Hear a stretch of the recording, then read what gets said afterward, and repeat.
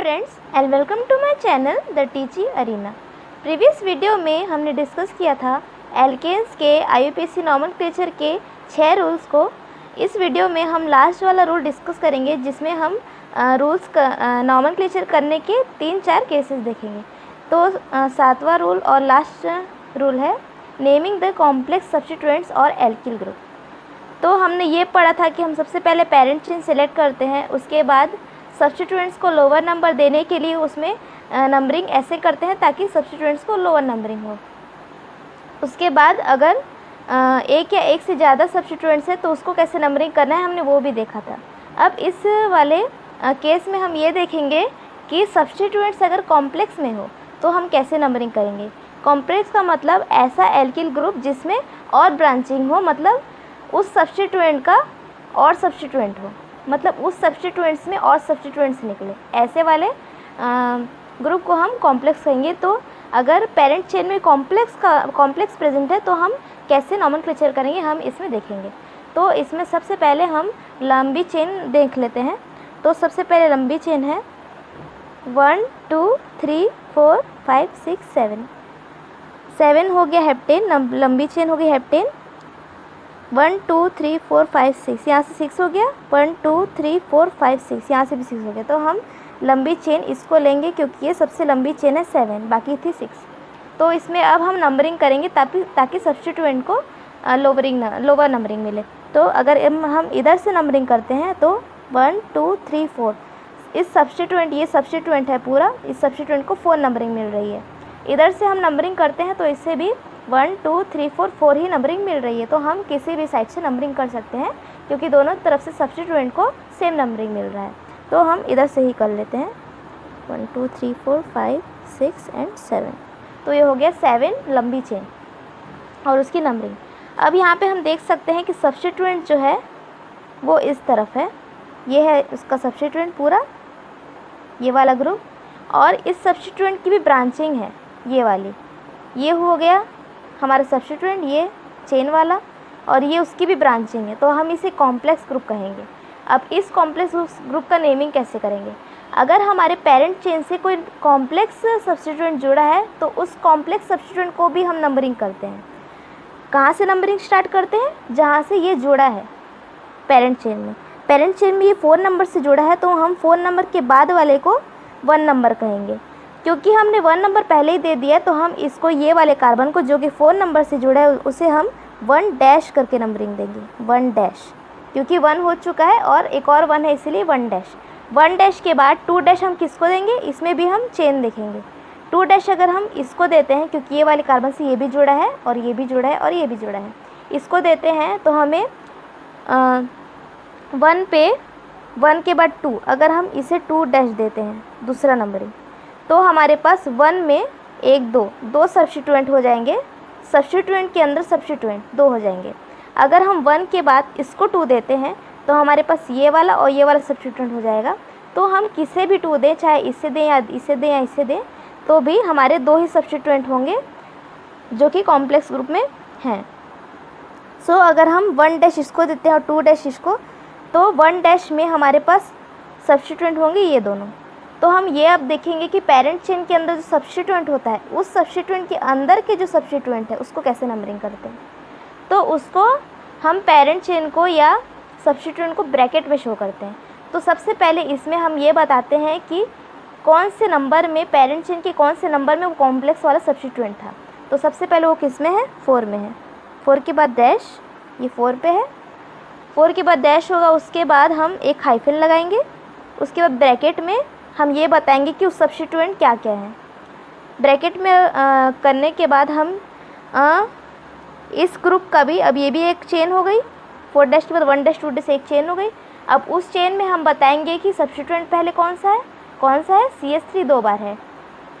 किस में है, 1 डैश में। तो 1 डैश में एक कॉमा, 1 डैश में एक और डैश। उसके बाद कौन सा है, ये मिथाइल ग्रुप है। और कितने मिथाइल है, डाई मिथाइल है। सो इसके लिए डाई मिथाइल। उसके बाद अब हम चेन की नंबरिंग देंगे। हमने ये वाला चेन बनाया था इसके लिए, और ये तो सब्स्टिट्यूएंट हो गया इतना, और ये पेरेंट चेन में कहाँ लोकेट था वो। अब हम ये और ये 2 क्या था वो बताएंगे। तो 1 और 2 कितने कार्बन हुए, 2 चेन है तो इथेन ग्रुप हो गया। इथेन में एक हाइड्रोजन हटाए तो इथाइल हो गया, तो ये है इथाइल ग्रुप। डाईमिथाइल के बाद लिखेंगे कौन से किसके ऊपर था, वो सब्स्टिट्यूएंट इथाइल के ऊपर था। अब ये हमारा ब्रैकेट क्लोज करेंगे क्योंकि ये कॉम्प्लेक्स ख़त्म हो चुका है। हमने 4 बता दिए कि 4 पे ये था। अब क्या बचा हमारा पेरेंट चेन, पेरेंट चेन किसका है, 7 है, तो एल्केन है, इसीलिए इसका नाम होगा हेप्टेन। तो इसका नॉमेनक्लेचर हो गया 4 डैश ब्रैकेट में 1 dash 1 dash dash dimethyl ethyl bracket close and heptane. So हमारा सेकेंड केस है, जब हमारे पेरेंट चेन में कॉम्प्लेक्स की अगर 2 कॉम्प्लेक्स प्रेजेंट है, पहले में एक प्रेजेंट था, इसमें 2 प्रेजेंट है, और दोनों कॉम्प्लेक्स के जो वर्डिंग्स है वो सेम है। जैसे कि यहाँ पे हो गया ये मिथाइल ग्रुप हो गया, ये इथाइल ग्रुप हो गया, तो इसमें और इसमें सिमिलैरिटीज़ हैं। तो हम कैसे इसका नेमिंग करेंगे, हम इसका नेमिंग करेंगे अकॉर्डिंग टू लोकेंट रूल, कि लोकेंट रूल में सबसे पहले कौन सा ग्रुप आ रहा है। तो सबसे पहले इसमें पेरेंट चेन देख लेते हैं। 1 2 3 4 5 6 7 8 9 10 10 की है। अगर इधर से करते हैं तो 1 2 3 4 5 6 7 8 9 9 हो रही है, तो यही वाली हमारी पेरेंट चेन होगी। ओके, अब हम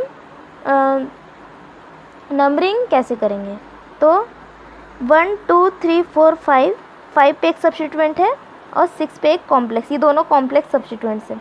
6 पे एक है, यहाँ से करते हैं तो 1 2 3 4 5 6 7 8 9 10, यहाँ पे भी 5 पे ही पड़ेगा और 6 पे पड़ेगा।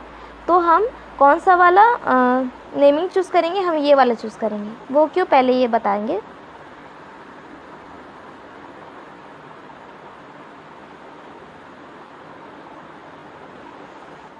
अब देखिए, क्योंकि हमारे दोनों सब्स्टिट्यूएंट्स, ये दोनों हमारे कॉम्प्लेक्स सब्स्टिट्यूएंट्स हैं, ये दोनों को दोनों तरफ से सेम नंबर ही मिल रही है, जैसे हमारे सिंगल सब्स्टिट्यूएंट में मिलती थी। तो इसमें भी दोनों को सेम नंबरिंग मिल रही है, इक्विवेलेंट नंबरिंग मिल रही है। तो हम नंबरिंग कैसे करेंगे इसमें, क्योंकि दोनों से सेम नंबरिंग पड़ रही, हम इसमें लोकेंट देखेंगे। अब इसमें हम सबसे पहले चेन निकाल लेते हैं, क्योंकि कॉम्प्लेक्स है, हमने पहले की तरह चेन निकालना है। 5 के बाद जो पहला रहेगा उसे हम 1 डैश देंगे, 1 डैश, उसके बाद वाले को 2 डैश। मान लीजिए हम इसे 2 डैश देते हैं तो हमारे पास ये सब्स्टिट्यूएंट हो जाएगा इथाइल। लेकिन अगर हमें 2 डैश और 3 डैश देते हैं तो हमारा पेरेंट चेन हो जाएगा प्रोपाइल का 1 2 3 3 कार्बन वाला। लेकिन हम अगर 2 इसे देते हैं तो हमारे इथाइल ही पड़ेगा। तो हमें क्या चुनना है, लॉन्गेस्ट वाला चुनना है, तो हम इसे ये वाली नंबरिंग चूज़ करेंगे कॉम्प्लेक्स वाले में।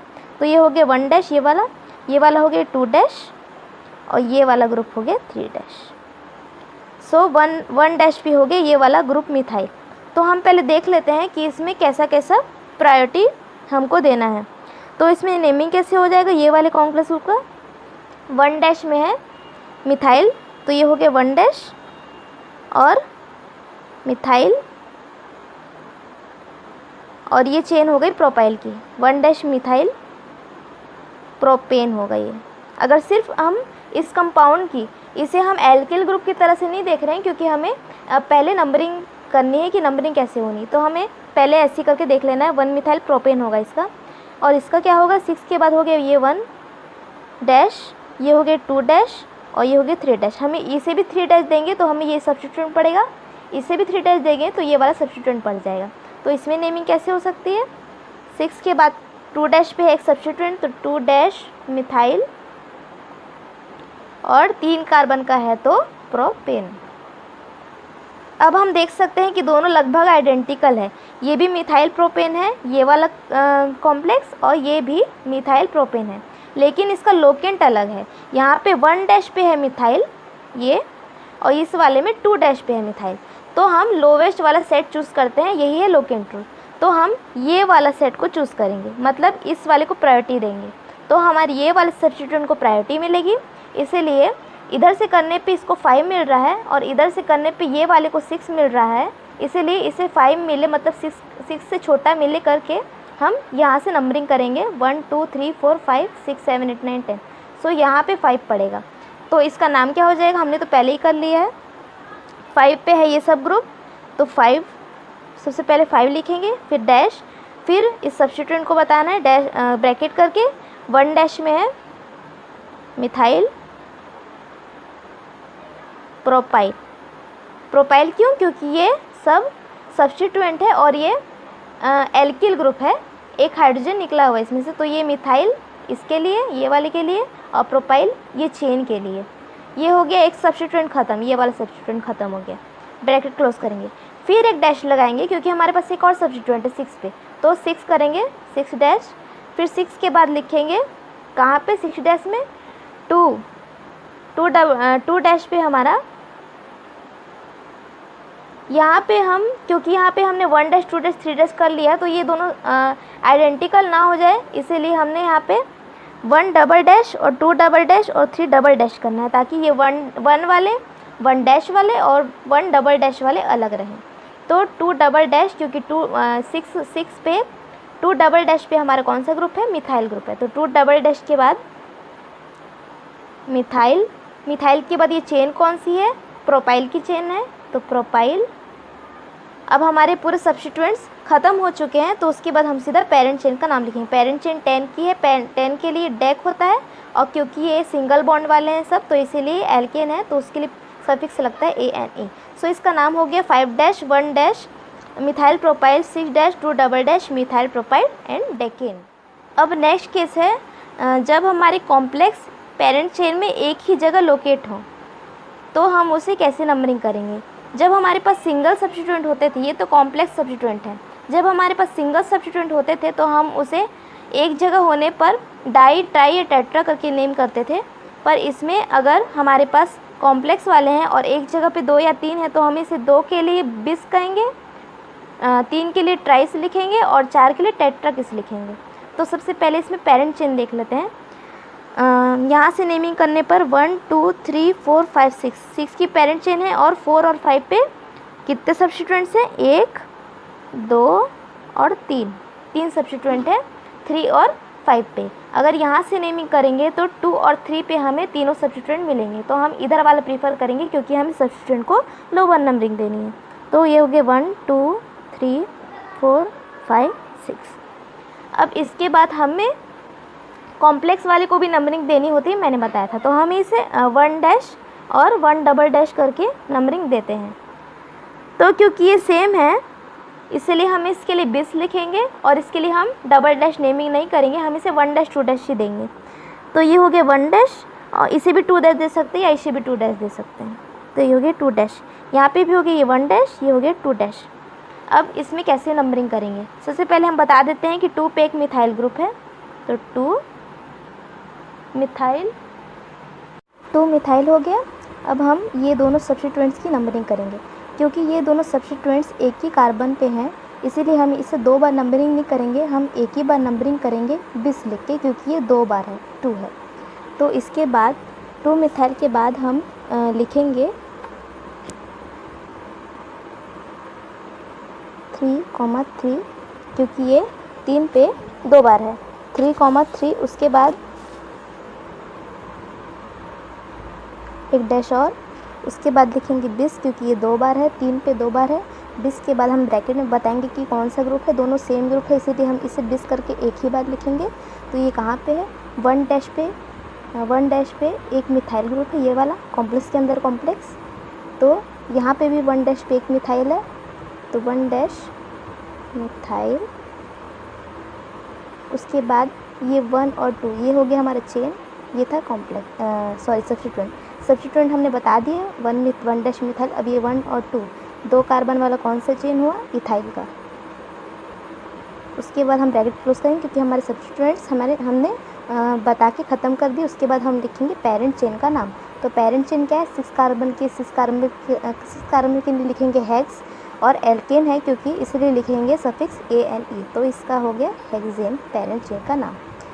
हमने 1 मिथाइल इथाइल ये इसके लिए लिखा, और 1 मिथाइल इथाइल 2 बार था 3 पे ही, इसलिए हमने 20 लिखा 2 बार के लिए, और दोनों 3 पे था इसलिए 3 तो इसका नाम हो गया 2 methyl 3 bis 1 methyl ethyl hexane. So friends, इस वीडियो में इतना ही। If you have any doubt regarding this video then you can comment in the comment box. Alkanes के नॉमेनक्लेचर के रूल्स को मैंने 3 वीडियो में डिवाइड करके बनाया है। मैंने इनकी लिंक्स डिस्क्रिप्शन बॉक्स में दे रखी है, आप उसमें जाके लिंक को फॉलो करके वो वीडियोस देख सकते हैं। So thanks for watching.